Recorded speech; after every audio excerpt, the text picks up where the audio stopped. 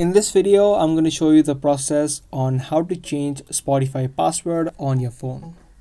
Whether you have an Android or an iPhone, you can follow along, and by the end of this video, you'll successfully change your password. So without any further ado, let's get right into the video.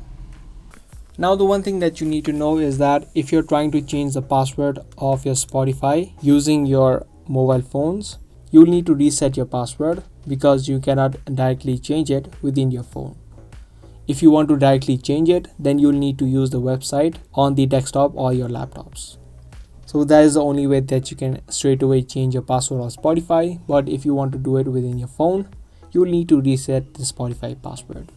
To do that, tap on the settings icon on the top right, scroll down from here and tap on support. Once you tap on the support page, just tap on account help and then you'll land on the account help section. Tap on can't remember login details, and from this section you just scroll down and here you'll have an option of reset your password. Just tap on this option and type in the email address or the username of your Spotify. Once you type it in, tap on send. Now a password reset link will be sent to the email address linked with your Spotify. Head over to your email and you can see this email will be sent to your email address. Just tap on reset password. Once that is done, in the new section, you can now create a new password.